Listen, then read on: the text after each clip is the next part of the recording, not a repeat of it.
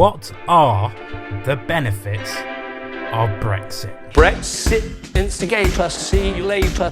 Gonna hit the road. Gotta hit that road. Something changed in the atmosphere when I split the nation, so I disappeared. I'm gonna be blamed for this mess. Please, baby, you have to give me a second chance. I've already said no. It's over. You've never even given me a proper reason. You're too controlling. I ask your opinion before I do anything. Look, I feel like I'm losing my identity. Welcome back to the channel, guys. Do not forget to hit the subscribe button. It helps me out massively, and it helps propel this video, this channel, myself onto the waves of the YouTube algorithm. It just helps me out.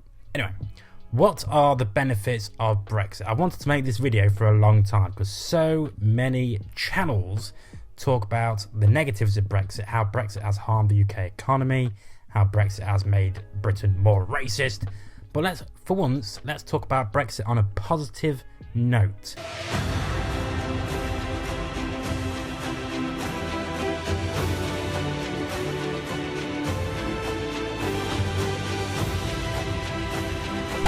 What are the benefits of Brexit? How has it made Britain a better place? Brexit strengthened our representative democracy. We are no longer dragged down by the glaring democratic deficit in EU institutions where there is no meaningful competition for executive power and voters have minimal influence. Current and future governments are no longer locked into decisions that are taken at the EU level.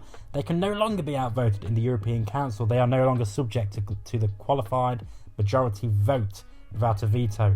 They are instead free to choose their own path in what is now a self-governing, independent, slightly corrupt, and more fully accountable nation state. And so the link between the British voter and their elected MP is as strong and accountable as it has been since before Britain joined the EU in 1973. Brexit means we will no longer have to pay the EU budget contributions. In 2020, Britain made an estimated gross contribution after its rebate of £17 billion, with a net public sector contribution of £13 billion. This would have continued each year and increased in the years ahead. Instead, Britain is free to spend this money on whatever it wants, whatever Rishi Sunak wants. It also means we do not have to contribute to new and ongoing liabilities, such as the EU's COVID response, borrowing of around £750 billion, or help paid towards future crises in the EU. This money can be redirected into the domestic needs, such as public services. Brexit means that we make our own laws. UK judges sitting in the UK courts now determine the law of the land in the UK, with judgments issued in English, not French, and accessible to those who speak Welsh. UK courts, including the Supreme Court, are no longer bound by or obliged to follow decisions of the Court of Justice or of the European Union. There are still challenges relating to things like the European Convention on Human Rights, but Britain now has full control over its own laws and judiciary. We just don't use them. We still let the small boats into the channel. We still complain about it all day, all year long. They just still haven't done anything about it. We'll take back control of our own laws. We'll stop the small boats. Didn't happen, got worse. Britain means that we can have our own trade deals without having to pay the EU for the privilege. As Gully Foyle pointed out on Twitter, from a trade deal perspective, the UK previously had access to more than 40 active trade deals as part of EU membership, something it's paid billions for. Today, the UK has replicated almost all of these, but no longer has to pay to access them.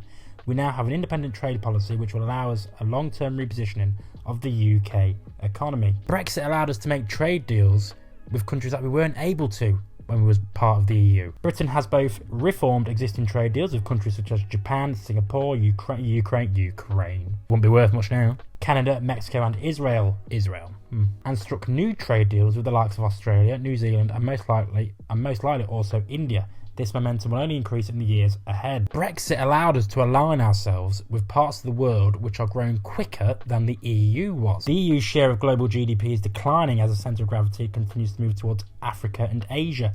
Britain joining the Asia-Pacific Comprehensive and Progressive Agreements for Trans-Pacific Partnership, the CPTPP, which brings together the likes of Australia, Mexico, Peru, Singapore and Vietnam, is only one example of this. Brexit allowed us to change our role within the world. Britain was the first to send arms in support to Ukraine, ignoring obstacles in the EU which would have slowed us down during a critical phase in the war. Britain also signed the AUKUS nuclear submarine deal with Australia, which the French got pissed off about, and Joe Biden ended up apologising to them for. Britain was able to ditch the immigration system the free movement system and replace it with a visa system, one that immigrants also know how to bypass. Sure, it's currently very unpopular, largely because illegal immigration is still being mismanaged by a domestic political elite, which leans much further to the cultural left on immigration than most voters, but the key point is we can pick, choose and change the system at a future election, perhaps with a new party if we want. In the EU we cannot do this. Since Brexit, Britain has become more favourable towards high-skilled workers and more attractive to high-skilled workers. In 2023, the OECD said Britain had seen the largest improvement in the ranking since 2019 due to its post-Brexit changes to quotas for highly skilled workers and strong labour market outcomes for migrants. Britain is, in other words, is now closing in on the likes of Switzerland, Australia and New Zealand as a highly desirable destination for high-skilled workers. Last but not least, Brexit strengthened our response to the pandemic. Britain established its own task force to procure vaccines and avoided the EU's vaccine procurement strategy. Britain's rollout of the vaccines was much faster than the EU's. While it may have been legally possible for the UK to develop its own response to COVID vaccination with the EU, and while some of the benefits were arguably undermined by successive lockdowns, all 27 member states agreed to allow the EU to conclude advanced purchase agreements on their behalf. In the EU, it is highly likely the UK would have joined the EU scheme and therefore been slower. This success has also since attracted other investment from leading companies fighting cancer, which are attracted to our regulatory environment. So, there it is. 10 benefits of Brexit. Benefits of Brexit which you won't hear very much about on other YouTube channels or in other articles or from other people in general.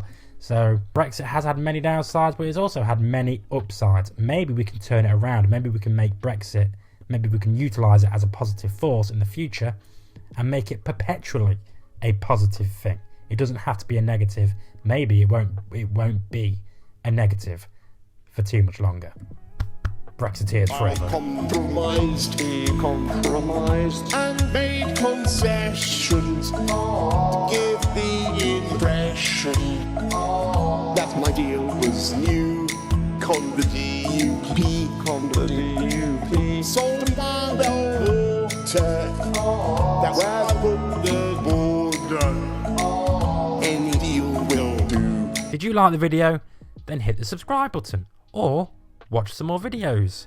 It helps me out with the YouTube algorithm and helps the channel grow. Thank you very much.